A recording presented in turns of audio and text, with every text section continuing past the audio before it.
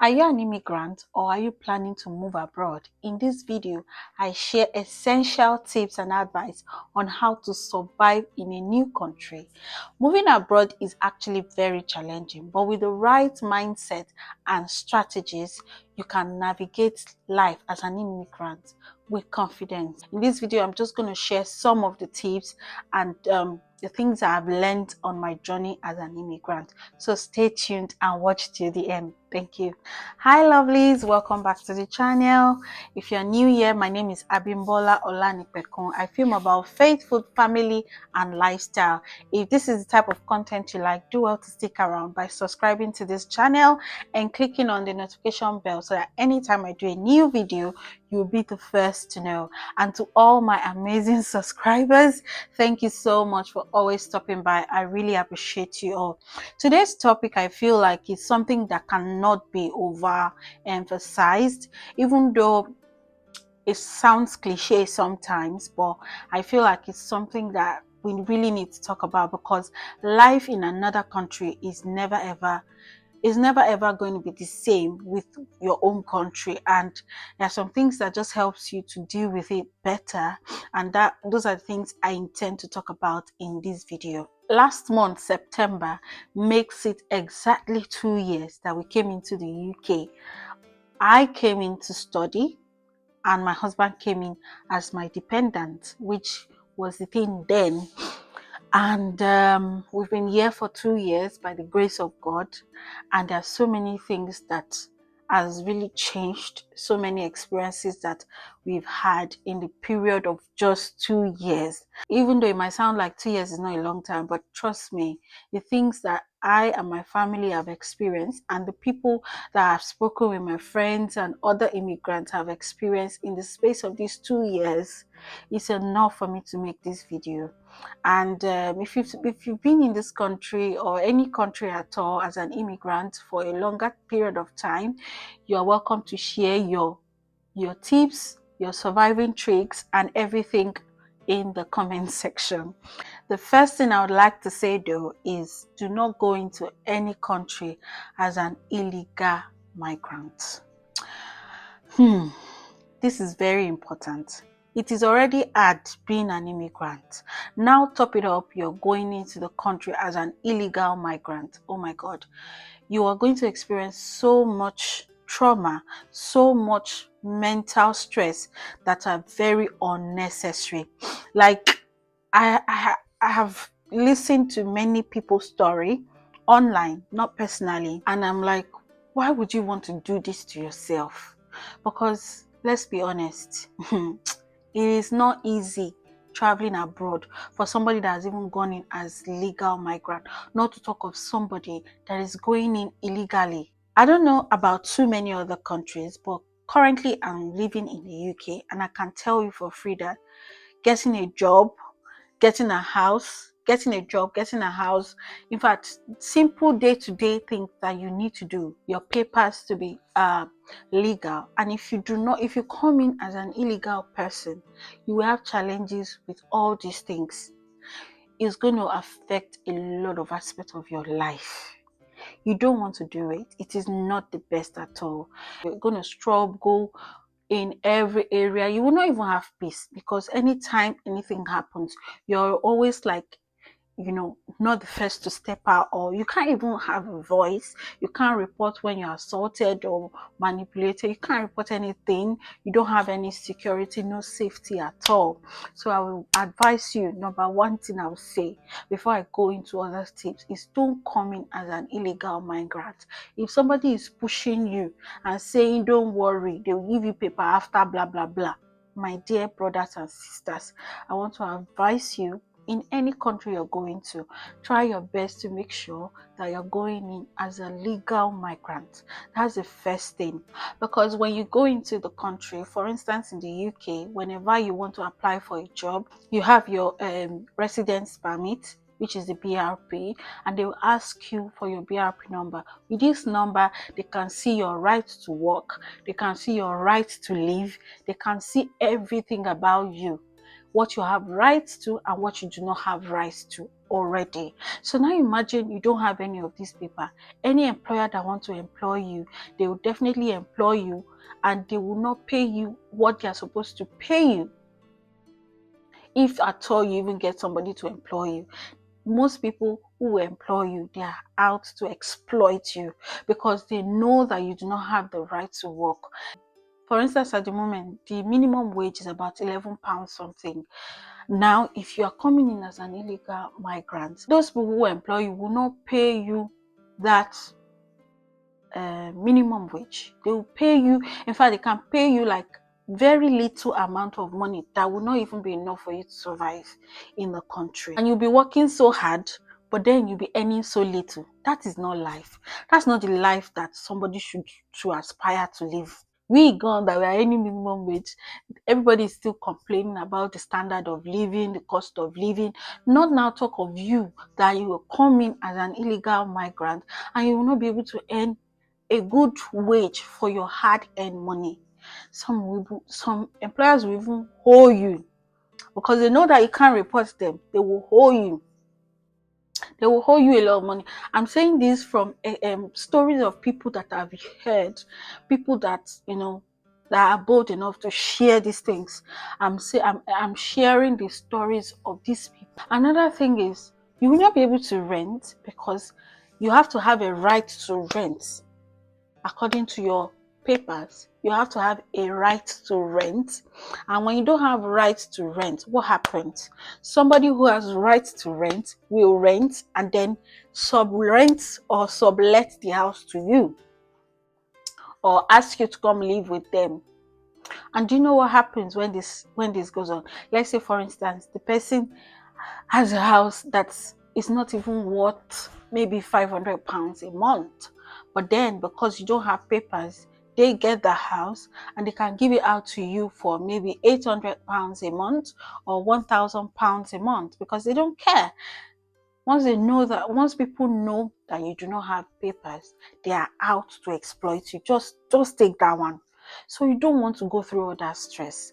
Another thing you experience if you come in as an immigrant, as an illegal immigrant, is whenever you hear the siren of police, this one, you will run because you in your mind you feel like they are coming for you, they are coming for you, they are coming for you.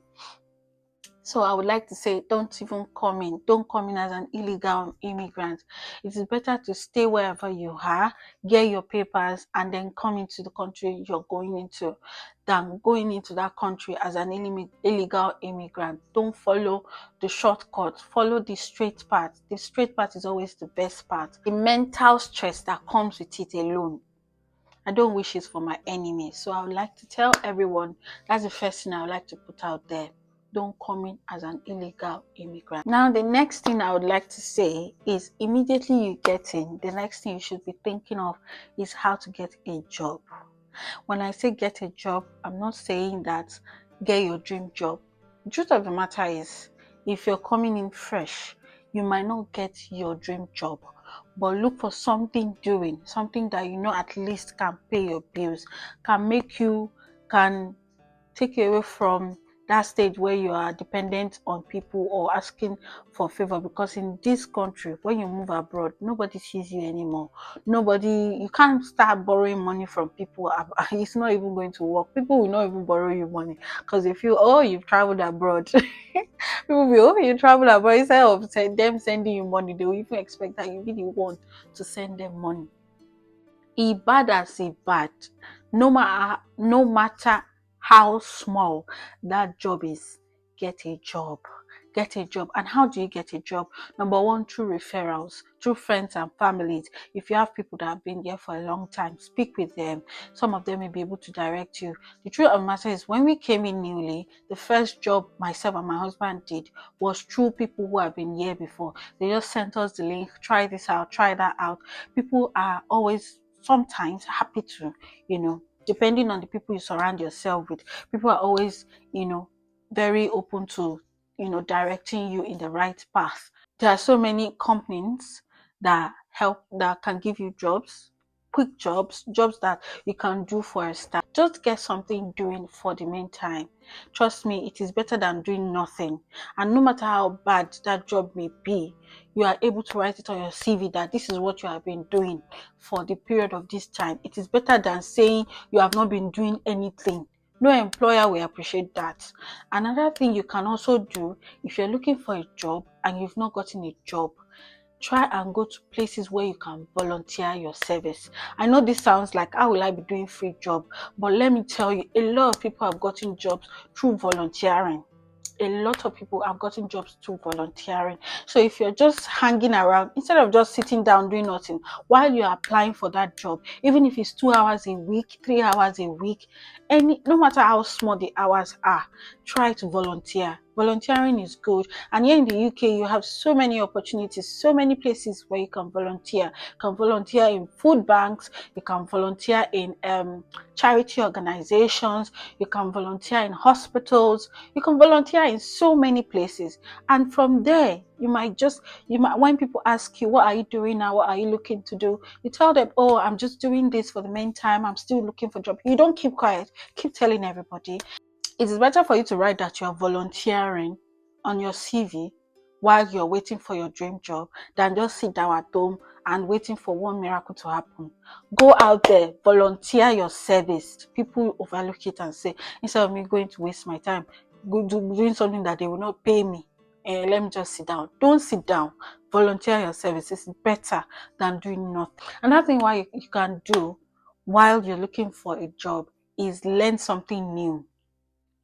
Learn something new. If there's a festival happening somewhere, or a carnival, or whatever it is that's going on in that vicinity, get involved. Try to get involved in wherever you are. I know it's very difficult because sometimes you might be in some neighborhood that are very hostile and not very accommodating, but just you try. You never know. Another thing I would tell you when looking for a job is go to your community library. Go to your community library. I tell you, there are so many supports you can get from your community library. You can volunteer in your community library. You can get opportunities in your community library. You can get enrolled for trainings that will help you. Some skills that will help you acquire some skills that even you don't know that you need, but at the long run, it can help you. I know in the UK, there are libraries everywhere. Go to your community library, register there, go there, familiarize yourself with the environment. If there's any training, if there's any skill coming up, if there's any program coming up, just volunteer your service. Just be available. That way, before you know it, something will come up for you. Another thing I want to say is learn the culture, learn the local culture, learn the language. Now, for us that are from English speaking countries, we might say, okay, I already understand English. My brothers and sisters, when you move to a Western world, you know that the English you are speaking is not so you still need to learn. You still need to be involved. Learn how they greet, for instance. You don't just say, good morning, sir, good morning. Learn the culture. Learn how they use the words. Here in the UK, this environment where we are, the way they use their words is different. Because if you don't know, somebody will insult you and still laugh, and you will follow them and laugh because you think they are praising you. But meanwhile, they are insulting you. So you need to learn the culture. You need to learn their language. When I say learn the language, I'm not necessarily saying, oh, I can speak English. But there's a way they use the words that you need to know. You need to understand. One thing I've noticed about these people is that even when they are giving you gbasgbos, they will still sound polite. They're giving you gbasgbos, but they are still sounding polite. So you need to know that they are giving you gbasgbos so that you know how to respond. And it's not everything you'll be laughing to. Learn the culture, learn the language. And how do you learn this thing? By interacting, by socializing, by going out. I know it's not easy, but try. Learn it, it will help you. You don't want to be in a place where you do not understand how to relate with people, how to communicate, because just because you don't know what they mean. It's going to take time. Don't get me wrong. It's going to take time. But then again, if you really, really like pull yourself into it, you're definitely going to know it. Another thing I want to tell you is to find a community. Community is very important. When I say find a community, are you from India? Are you from Nigeria? Are you from Africa? Try to find a community. Find the people that look like you, that are also in that community. That way you'll be able to build, those people can lift you up. I understand that some people, their own, they've been there for long, but instead of them to even help you up, they're the one that will bring you down. May God not make you meet such people. Be open-minded, but don't be naive. Be open-minded, but don't be naive. People can put you into trouble, or even people that speak the same language as you can put you into trouble. Open your head. Be sharp. Don't let anybody use your head. Before they use your head, you self use your sense. If you are a Christian, go to the church in your local community. Try to see if you can blend. If you don't like the first church you go to, try another church. Keep trying if you are a Christian. If you are a Muslim, go to the mosque. You will definitely find a community there. If you are neither a Christian nor a Muslim, go to the library. Go out, go to the pub. Go to the pub, you will find people there. Just find a community that have the same value system as you. Man was not created to live alone. I believe that God created us to have a community. God created us to relate with each other. The quicker you are able to find a community and start interacting, the better for you, because it will help you with loneliness. It will help you with so many things. Even finding your way around, it will help you. Even finding a job as well is going to help you with that. Another thing I want to say when it comes to surviving abroad is live within your means. Yoruba people say "Shebo ti mo elewa ṣàpọ́n." My brothers and sisters, you want to live within your means. People will try to push you and tell you that you be abroad, you have made it, you have kinikan. They try to push you to do things that you know within your power you cannot do. Don't do more than yourself. So when it comes to living within your means, there are some things that you need to really take into account. Shelter, feeding, bills, tax, clothing. All these things, they are like the major things that you spend money on. Your rent, which covers your shelter, and then your bills, and then your feeding, because you have to eat. Everybody has to eat. And then tax, and then clothing. You have to wear clothes. For shelter, live in an environment where you know that you can afford to pay your rent and your bills conveniently. Don't go and live in an eyebrow area where you know that you are earning just so little. It's going to stress you. It's going to shake you. Don't do that. You're going to, at the end of the day, you regret it. Just go and live somewhere that you know that you can live comfortably. There are a lot of areas that you can live comfortably with whatever it is you are earning. So make sure that you are not living above your means. I know it might be a bit difficult for people that came in through work visa and their salary is already set and they cannot but live in that area where they cannot but live in that area where they've gotten the employment from. I know that one is an exception. But if you have the opportunity to choose within your means. Choose somewhere that you know that you'll be able to afford the rent.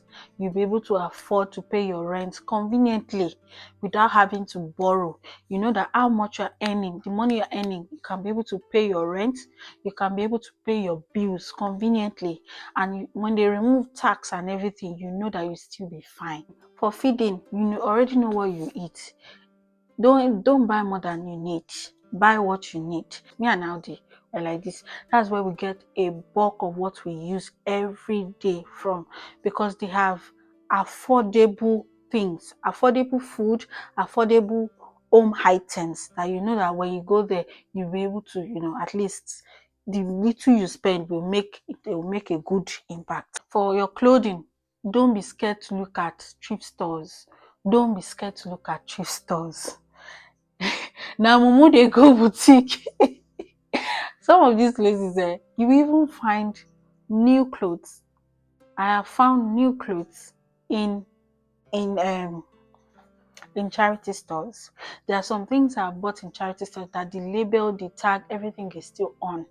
So don't be scared. That is what you can afford for now. Don't let anybody push you and say, oh, I know you boss no. That's their own problem. There are so many beautiful things you even get in thrift stores. There are some things I've gotten from thrift store that when I wear it, nobody knows where I got it from because I know how to combine it and it will still look good on my body. Some pictures I post online, people will say, oh, beautiful picture, blah, blah, blah. Yeah. They don't know say na from thrift store I collect that one. Buy only the things you need because let me not lie to you. When you go to thrift store, you see this one £2, you see that one £3, you see that one £5. Be saying, it's small money, it's small money, it's small money. But you know it, you've spent £100 and gada. You don't need too many things. That's the truth. We don't need as much as we think we need. Let's know how to manage it, and before you know it, you are able to save. Because when you spend too much than you are earning so little, you're spending so much, you won't have any savings. So you need to learn how to save. When you're abroad, savings is very important. If you don't know it before, you have to learn it because things will arise that you need to save up for. For home appliances and the rest, you can check Facebook Marketplace, you can check out car boot sales in your area. There are so many opportunities for you to, charity stores for furniture items, for home decor items. Check out charity stores, check out, thrift stores. You might just be lucky to find the things here and there that you need, okay? To be able to filter between your needs and your wants and stick to only your needs. You're just starting life in a new place. It's not the time to start hiring designers and say you want to live big girl life. I'm talking about survival, yes. So when we're talking about survival, we're talking about adaptation and management. All right, that is what survival is termed with. So if you are already made, maybe your daddy is a politician and you have the money, this video is not even for you in the first place. So this video is for middle class people and people who are just starting life, from a very low point of view, like me now. Those are the people that I'm talking to in this video. So I hope that we know ourselves. We know that we are not there yet. We know that we're just coming in. I'm talking to those set of people. I'm not talking to people who have already made it, who their daddy has money, who somebody somewhere is sponsoring their lifestyle. That's not the people I'm talking to. You already know where you're coming from. You don't want to live above your means. Don't live your life to prove a point to anybody. You're not proving a point to anybody. Nobody owes you your life. Nobody owes. If you like, wear anything you like, you wear. It's none of anybody's business. So don't look at people. Don't live your life based on what people think or what people will say. That is not the best way to live your life. Live your life according to your own values, your own means. Don't do more than yourself and don't copy people. Don't copy people. Don't compare yourself with other people. Live your life according to your own dictates. You are the best person that knows you more. Another thing that is very much related to living within your means is having a budget. Have a budget for everything. It will really help.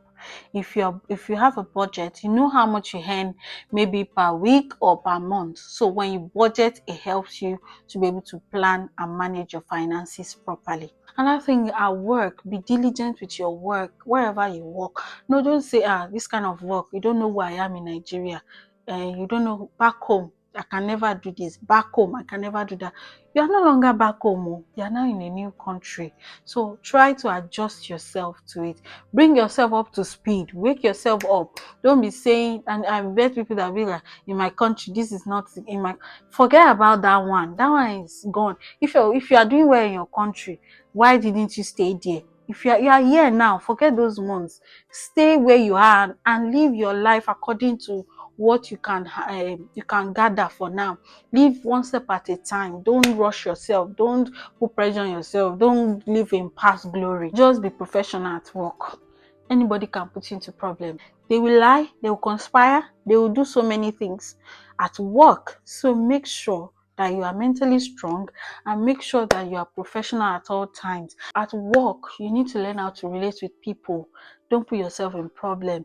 Don't go and be telling people everything about your life. Let me not lie to you. Your work colleagues are your work colleagues. I know that in the process of working somewhere, you might make meaningful friendship, which is true. But in general, don't go and trust people too much. And always pray before you go to work. Always pray. Believe God. If you are a Christian, pray. If you're a Muslim, pray. Whatever you believe in, pray. If you believe in word of affirmation, say it before you leave the house. Try to stay on guard. Another thing I would like to tell you is to understand your rights. Understand the rules, the laws that govern the country that you are living in. You need to know the laws that governs you as a renter, as a worker, as an employer, as an employee, as an immigrant. Know your rights. Know the laws that governs you. Be familiar with these laws because you will need them. You will need them. And when the needs or situation arises, you don't know anything. Ah, ah, ah. For instance, some people don't know that as an immigrant, you have access to maternity leave because they just don't know. They are ignorant. They believe it's a public fund. So because of that, they will not go on maternity leave because they feel they are immigrants. No, it will really help you in your conduct, and it will also help you to protect yourself and also help you to defend yourself. I know that in the UK, for instance, the immigration law, oh my God, is always changing every market days. Today is one thing, tomorrow is another thing. So in fact, I'm tired of keeping up. But then again, we still have to know it. Another thing that people don't really talk about that I would like to talk about is your social and mental life. Coming abroad, there is another level of mental stress that you would have to deal with. It comes in different form, different shapes. Some things will happen that will shake you mentally, but no panic. Yes, some things will happen. It will shake you. It will make you doubt yourself. It will make you look at yourself. Abi. What is going on? So many things will happen, but no panic. No panic. Oh. Because when you start to panic, now there the worry day, now there wahala day. You have to be mentally strong. What are those things that strengthens you mentally? You have to find them and you have to be able to use them when the time comes. You have to have a good support system. You have to have people that you can talk to when things go wrong. All right, I hope with these few points I have been able to, I know there are still so many things I'm not able to talk about because I do not want this video to be too long, because I feel like this video is already long. Yeah, but then again, I hope that all the things I have shared, they are useful to somebody out there, and I hope that you learn one or two things from them. And if you have been an immigrant for maybe 10 years, 20 years, 50 years, I don't know, whatever amount of years, and you have more experience to share, please put it down in the comment section, so that everybody can learn from it. We are all learning from one another. Nobody is an island of knowledge.